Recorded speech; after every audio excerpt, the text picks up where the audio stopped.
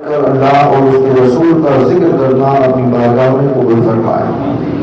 آئیے محبت کے ساتھ نبی اور آل نبی کی بارگاہ میں ہدیہ درود و سلام پیش کر لیں۔ اللہم صلی علی سیدنا شفیعنا و مولانا محمد وعلی آل محمد وبارک وسلم صلی علیہ صلاۃ و سلام علیک یا رسول اللہ صلی اللہ علیہ وآلہ وسلم۔ میرے دوستوں اور عزیزوں،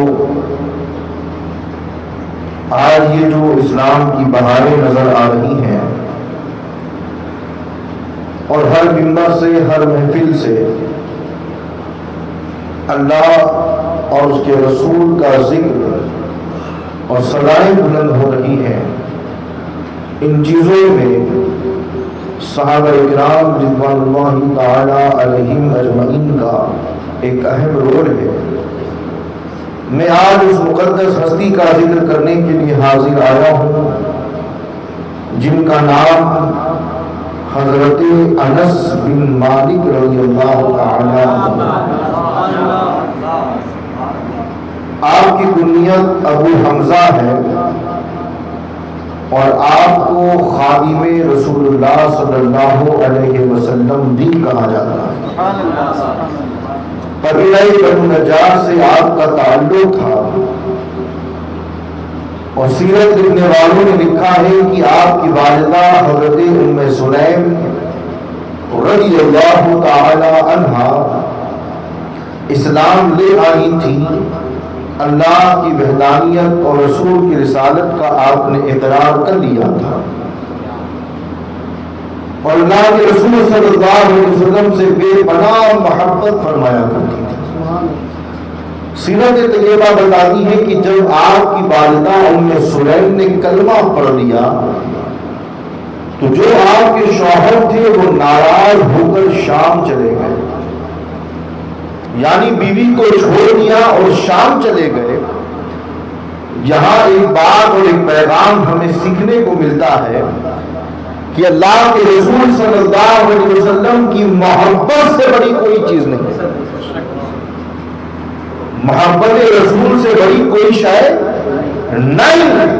دنیا کے تمام رشتے ٹوٹتے ہیں تو ٹوٹ جائیں، لیکن رسول سے رشتہ بنا رہے، رسول سے جو رشتہ ہے جو تعلق ہے وہ بنا رہے، کیونکہ یہی وہ تعلق ہے جس کے صدقے اللہ ہمیں بخشے گا، جس کے صدقے ہماری مغفرت ہوگی۔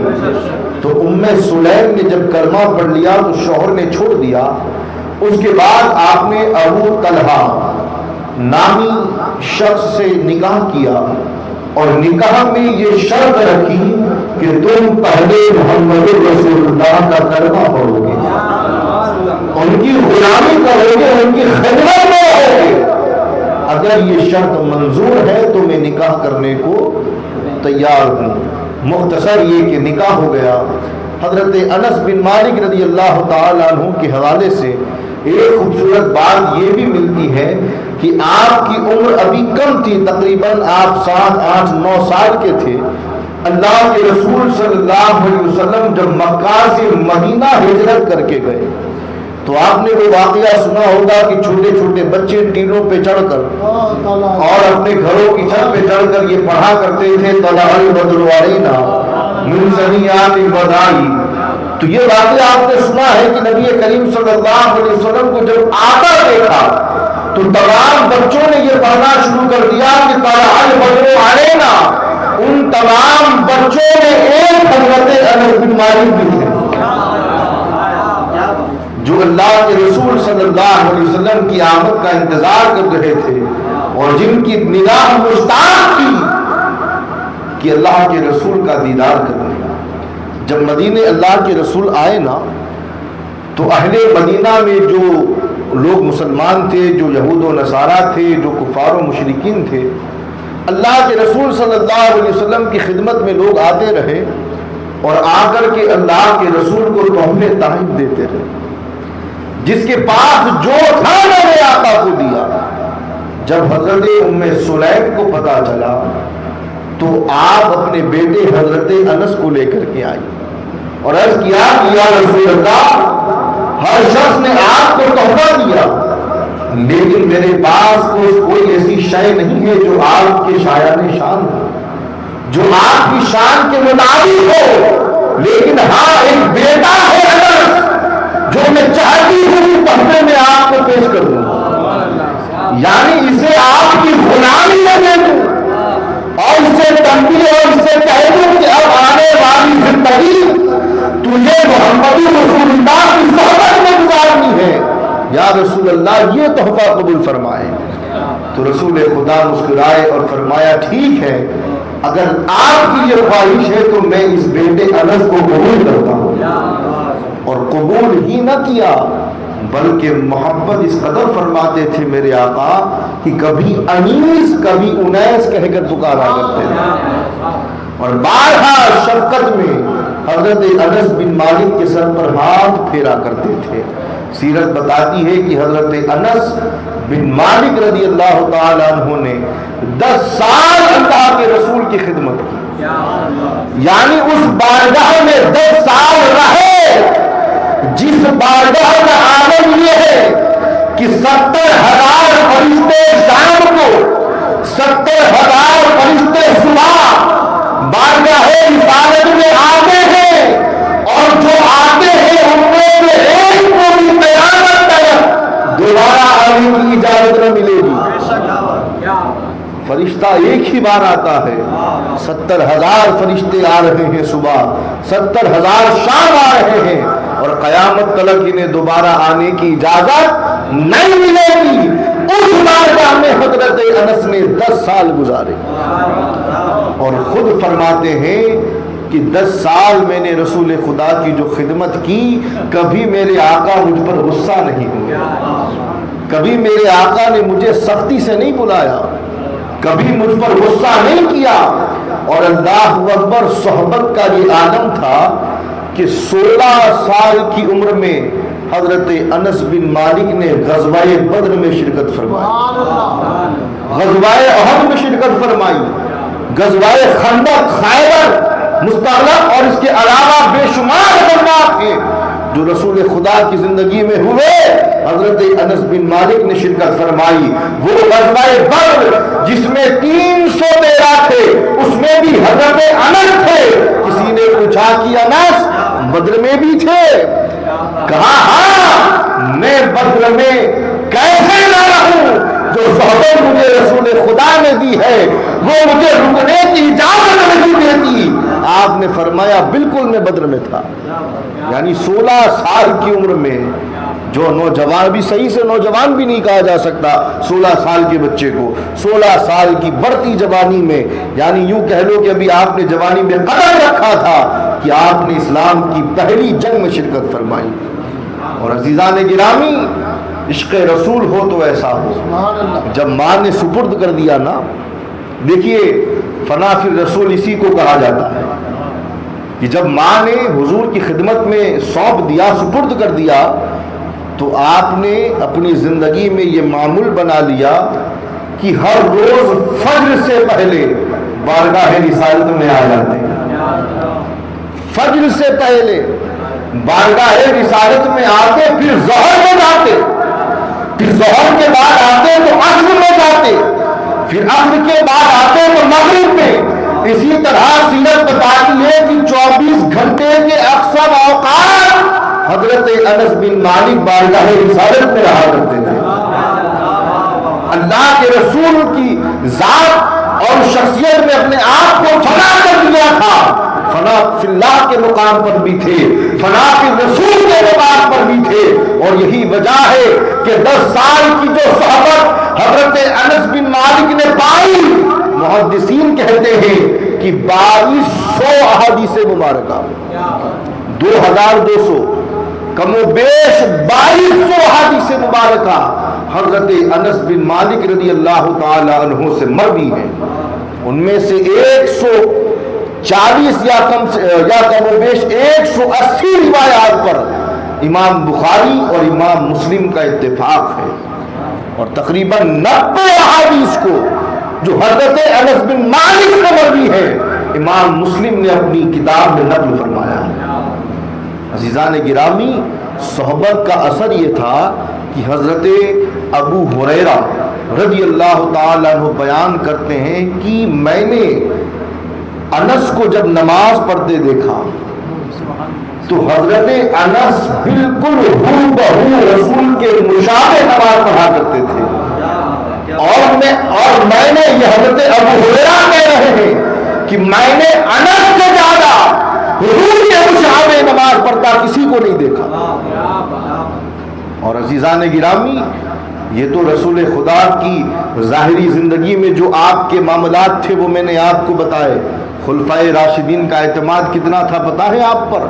حضرت ابو بکر صدیق رضی اللہ تعالی عنہ نے جب مسند خلافت پر بیٹھے تو آپ نے حضرت عمر بن خطاب سے مشورہ کر کے حضرت انس بن مالک رضی اللہ تعالی عنہ کو بحرین کا قاصد بنا کر کے بھیجا، بحرین کا قاصد بنا کر کے بھیجا، اور ایک عامل کی ذمہ داری دی۔ اور حضرت عمر بن خطاب کا جب دور آیا تو حضرت عمر بن خطاب چونکہ جانتے تھے کہ انس صرف صحابی نہیں ہے، محدث بھی ہے، فقیہ بھی ہے، تو حضرت عمر بن خطاب نے 10 لوگوں کی جماعت کے ساتھ حضرت انس بن مالک کو بصرہ بھیجا علم فقہ اور علم حدیث کی تعلیم دینے کے لیے۔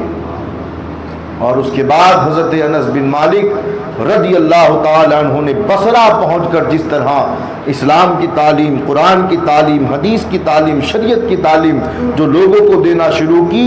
ایک روایت میں آتا ہے کہ جب آپ کی والدہ نے جب حضور کی خدمت میں پیش کیا تھا نا تو حضور نے دعا فرمائی تھی، اور دعا یہ تھی کہ اللہ تیرے مال میں بھی برکت دے، تیری اولاد میں بھی برکت دے، اور تجھے جنت میں داخل فرما دے۔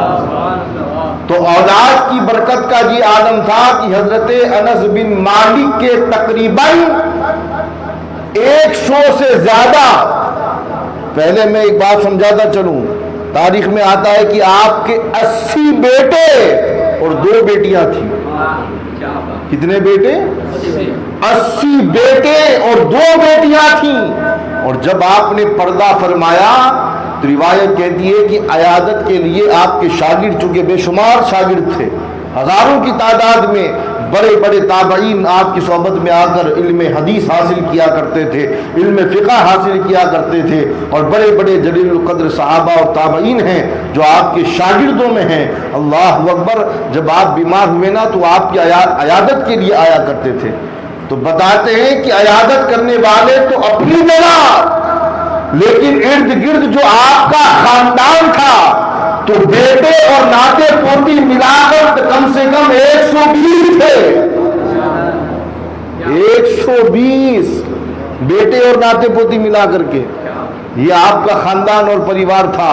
اور عزیزان گرامی، میں اختصار کرتا چلوں، جب آخر میں جب آپ بیمار ہوئے نا تو جب بیماری کا عالم ہوا تو آپ نے اپنے شاگردوں کو یہ حکم دیا کہ اے شاگردوں، فلاں مقام پر اللہ کے رسول کا منہ مبارک رکھا ہوا ہے، اب میں زندہ رہنے والا نہیں ہوں، میں دنیا سے جانے والا ہوں، لیکن میری خواہش یہ ہے کہ تم اس منہ مبارک کو لے کر کے آؤ اور میری زبان کے نیچے رکھ دو۔ شاگرد گئے اور اللہ کے رسول کا جو منہ مبارک تھا، پیارے آقا کے جو منہ مبارک تھے، اسے لے کر کے آئے اور حضرت انس بن مالک کی زبان کے نیچے رکھا۔ روایت کہتی ہے کہ جیسے ہی زبان کے نیچے منہ مبارک کا آنا تھا کہ آپ کی روح قبض حضوری سے پرواز کر گئی۔ تو یہ حضرت انس بن مالک جو صحابی رسول بھی ہیں، اپنے وقت کے فقیہ بھی ہیں، اپنے وقت کے محدث بھی ہیں، اور جن سے بے شمار سینکڑوں کی تعداد میں احادیث مبارکہ مروی ہیں۔ اور عزیزان ملت اسلامیہ، بارہا آپ نے جب بھی علماء کرام کوئی حدیث بیان کرتے ہیں تو اکثر و بیشتر حضرت انس بن مالک کا نام آتا ہے، تو جن کا نام آپ خطبات میں، تقاریر میں سنتے ہیں، وہ یہی انس بن مالک رضی اللہ تعالی عنہ ہیں، جنہوں نے اپنی زندگی میں ہمیں اور آپ کو 3 اہم پیغام دیے۔ پہلا پیغام عشق رسول کا، اور آپ کے عشق رسول کے حوالے سے ایک بات صرف عرض کر کے گفتگو کو ختم کروں گا کہ جب آپ حدیث بیان کرتے تھے نا جب آپ رسول خدا سے سنی ہوئی حدیث بیان کرتے تھے تو زار و قطار رونے لگتے، آپ پر کب کبھی طاری ہو جاتی. اور عشق رسول کا عالم یہ تھا کہ کئی مرتبہ حضرت انس بن مالک نے رسول خدا کو خواب میں دیکھا، اور جب بھی خواب دیکھنے کے بعد اپنے ساتھیوں سے خواب سناتے تھے تو محبت رسول میں آپ کی آنکھوں سے آنسو جاری ہو جایا کرتے تھے، تڑپ اٹھتے تھے.